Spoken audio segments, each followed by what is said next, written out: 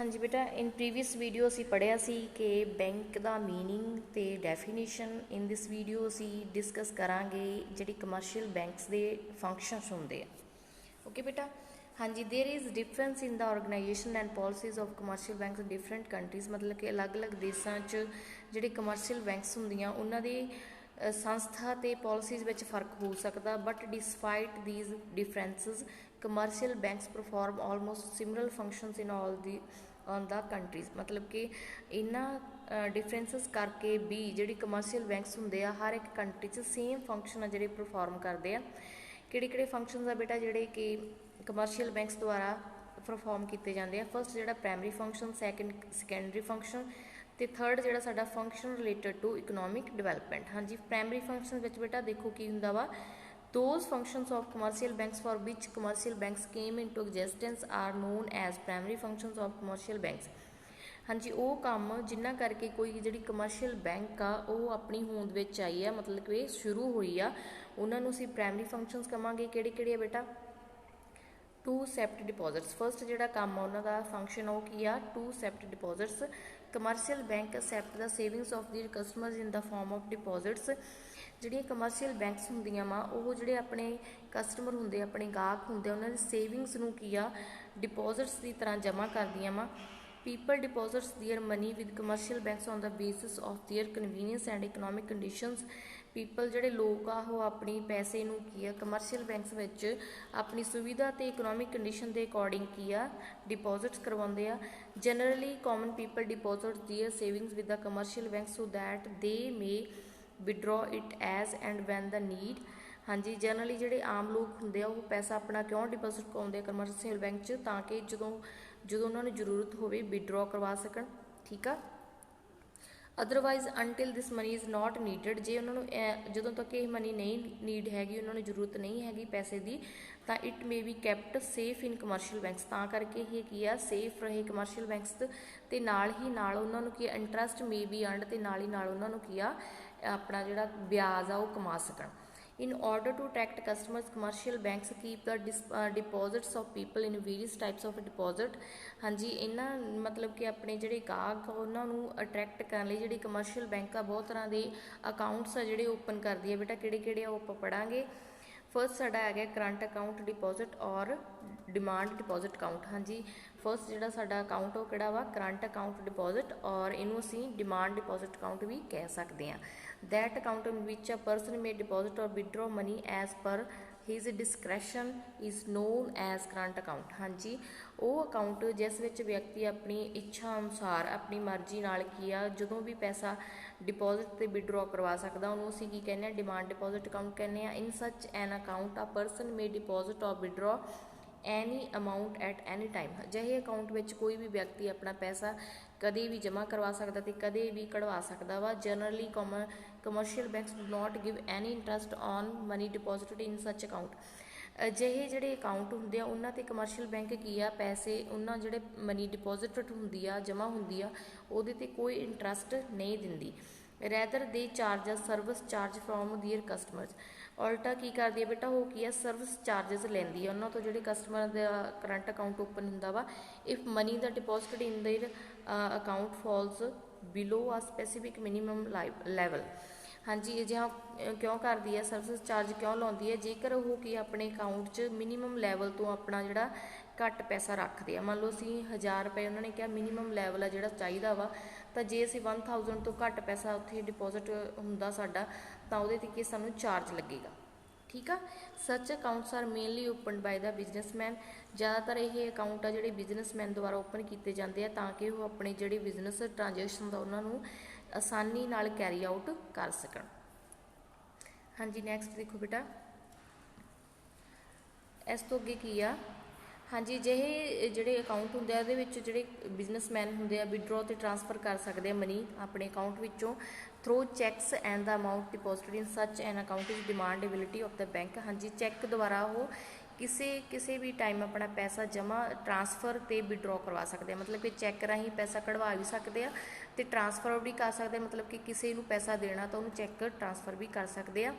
तो इस तरह के जिहड़े अकाउंट होंगे उन्होंने जिहड़ी बैंक की लिबिलिटी होंगी वो डिमांड लिबिलिटी होंगी है। मतलब कि डिमांडेबिलिटी मीनस की आ ਪੇਬਲ ਔਨ ਡਿਮਾਂਡ मतलब कि ਜਦੋਂ ਵੀ ਕਸਟਮਰ ਦੀ ਡਿਮਾਂਡ ਹੁੰਦੀ ਆ ਪੈਸਾ ਕਢਵਾਉਣ ਦੀ, ਵਿਡਰੋ ਕਰਨ ਦੀ ਜਾਂ ਟ੍ਰਾਂਸਫਰ ਕਰਨ ਦੀ, ਤਾਂ ਬੈਂਕ ਨੂੰ ਕਰਨਾ ਪੈਂਦਾ। ਓਕੇ ਬੇਟਾ। ਨੈਕਸਟ ਸਾਡਾ ਜਿਹੜਾ ਅਕਾਊਂਟ ਟਾਈਪ ਆ ਗਈ ਉਹ ਆ ਗਈ ਸਾਡੀ ਟਾਈਮ ਡਿਪੋਜ਼ਿਟ ਅਕਾਊਂਟ ਔਰ fixed deposit account. That account in which money is deposited for a fixed time period is known as time deposit account or fixed deposit account। ਅਜਿਹਾ ਅਕਾਊਂਟ ਜਿਹਦੇ ਵਿੱਚ ਮਨੀ ਹੈ, ਜਿਹੜੀ ਸਾਡਾ ਪੈਸਾ ਵਾ ਇੱਕ ਫਿਕਸਡ ਟਾਈਮ ਤੱਕ ਡਿਪੋਜ਼ਿਟ ਹੁੰਦਾ, ਉਹਨੂੰ ਅਸੀਂ ਕੀ ਕਹਿੰਦੇ ਆ ਬੇਟਾ? ਫਿਕਸਡ ਡਿਪੋਜ਼ਿਟ ਅਕਾਊਂਟ ਕਹਿੰਦੇ ਆ। Money cannot B ਵਿਡਰੋਨ from such an account before specified time period. ਅਜਿਹੇ ਅਕਾਊਂਟ ਵਿੱਚ ਆਪਣਾ ਪੈਸਾ ਅਸੀਂ time period, specified time period ਤੋਂ ਪਹਿਲਾਂ ਨਹੀਂ ਕਢਵਾ ਸਕਦੇ। But in case the customer wants to withdraw money from such an account before the expiry of specified time, but ਕਈ ਵਾਰ ਕੀ ਹੁੰਦਾ, ਕਸਟਮਰ ਨੂੰ ਜ਼ਰੂਰਤ ਹੁੰਦੀ ਹੈ ਤਾਂ ਉਹ ਆਪਣਾ ਪੈਸਾ ਅਜਿਹੇ ਅਕਾਊਂਟ ਵਿੱਚੋਂ ਐਕਸਪਾਇਰੀ ਡੇਟ ਤੋਂ ਪਹਿਲਾਂ ਕਢਵਾ ਸਕਦਾ ਵਾ।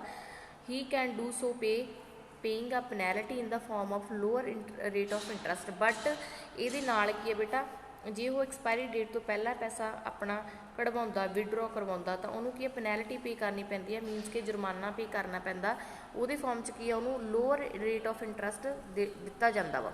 ਠੀਕ ਆ, ਲੋਅਰ ਰੇਟ ਆਫ ਇੰਟਰਸਟ ਜਿਹੜਾ ਉਹਨੂੰ ਪੇ ਕੀਤਾ ਜਾਊਗਾ। Commercial banks give a higher rate of interest on money deposit in such accounts. ਕਿਉਂਕਿ ਜਿਹੜੀਆਂ ਕਮਰਸ਼ੀਅਲ ਬੈਂਕਸ ਹੁੰਦੀਆਂ ਵਾ ਅਜਿਹੇ ਅਕਾਊਂਟ 'ਤੇ, ਮਤਲਬ ਕਿ FD ਅਕਾਊਂਟ 'ਤੇ ਕੀ ਹੈ ਜ਼ਿਆਦਾ ਰੇਟ ਆਫ ਇੰਟਰਸਟ ਪੇ ਕਰਦੀਆਂ ਵਾ। When a customer deposit money in such an account, commercial bank issue a certificate or receipt to the customer.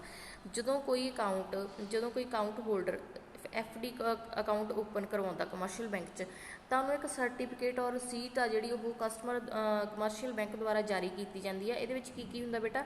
ਇਹਦੇ ਵਿੱਚ ਇੱਕ ਤਾਂ ਲਿਖਿਆ ਹੁੰਦਾ amount payable after the expiry of specified period. ਇੱਕ ਤਾਂ ਅਮਾਊਂਟ ਮੈਂਸ਼ਨ ਹੋਊਗੀ ਕਿ ਤੁਹਾਨੂੰ ਕਿਸੇ ਸਪੈਸੀਫਾਈਡ ਟਾਈਮ ਪੀਰੀਅਡ ਤੋਂ ਕਿੰਨਾ ਮਿਲੂਗਾ। ਮੰਨ ਲਓ ਅਸੀਂ 5 ਸਾਲਾਂ ਤੱਕ FD ਕਰਵਾਈਏ ਤਾਂ 5 ਸਾਲਾਂ ਬਾਅਦ ਤੁਹਾਨੂੰ ਕਿੰਨੀ ਅਮਾਊਂਟ ਆ ਜਿਹੜੀ ਰਿਟਰਨ 'ਚ ਮਿਲੂਗੀ।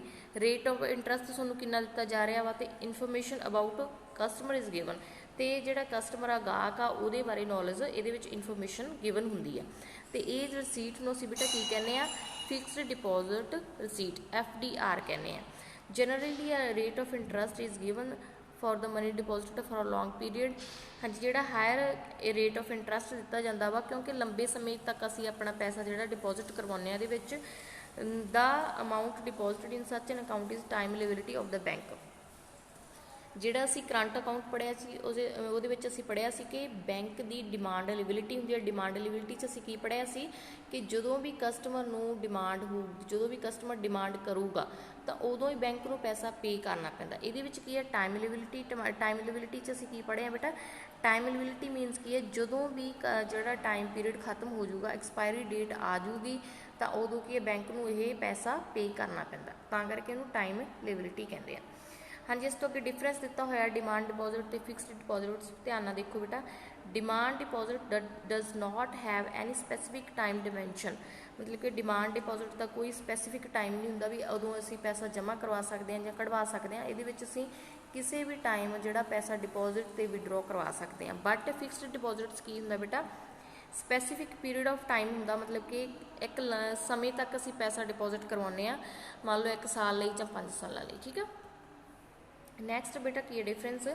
Money deposit in a demand deposit can be withdraw as and when needed. ਹਾਂਜੀ, ਮਨੀ ਡਿਪੋਜ਼ਿਟ ਅਕਾਊਂਟ ਵਿੱਚ ਅਸੀਂ, ਡਿਮਾਂਡ ਡਿਪੋਜ਼ਿਟ ਅਕਾਊਂਟ ਵਿੱਚ ਅਸੀਂ ਪੈਸਾ ਕਿਸੇ ਵੀ ਸਮੇਂ ਜਮ੍ਹਾਂ ਜਾਂ ਕਢਵਾ ਸਕਦੇ ਹਾਂ ਜਦੋਂ ਸਾਨੂੰ ਜ਼ਰੂਰਤ ਹੋਵੇ।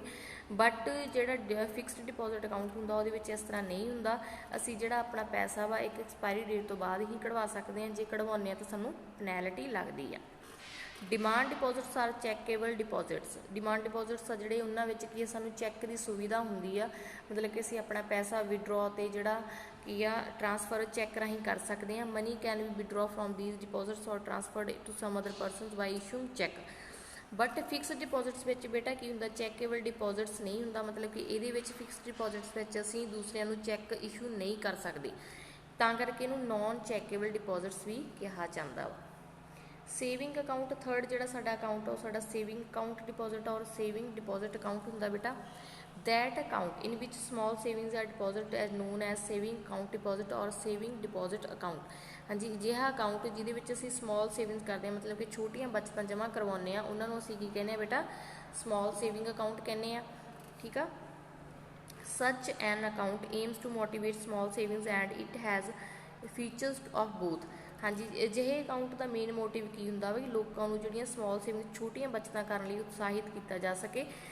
It has features of both, ਮਤਲਬ ਕਿ ਇਹਦੇ ਵਿੱਚ ਦੋਨੇ ਜਿਹੜੇ ਅਕਾਊਂਟ ਆ, ਡਿਮਾਂਡ ਡਿਪੋਜ਼ਿਟ ਅਕਾਊਂਟ ਅਤੇ ਫਿਕਸਡ ਡਿਪੋਜ਼ਿਟ ਅਕਾਊਂਟ, ਦੋਨਾਂ ਦੇ ਫੀਚਰਸ ਇਨਕਲੂਡ ਹੁੰਦੇ ਆ। Money can be withdraw from such an account but there are certain specific restrictions on it. ਇਹਦੇ ਵਿੱਚੋਂ ਅਸੀਂ ਪੈਸਾ ਕਢਵਾ ਸਕਦੇ ਹਾਂ, ਬਟ ਜਿਹੜੀਆਂ ਰਿਸਟ੍ਰਿਕਸ਼ਨਸ ਜਿਹੜੀਆਂ ਇਹਦੇ 'ਤੇ ਦਿੱਤੀਆਂ ਹੁੰਦੀਆਂ ਉਹਨਾਂ ਦੀ ਸਾਨੂੰ ਪਾਲਣਾ ਕਰਨੀ ਪੈਂਦੀ ਆ। Commercial banks give less interest on such an account as compared to the interest given on fixed deposit account।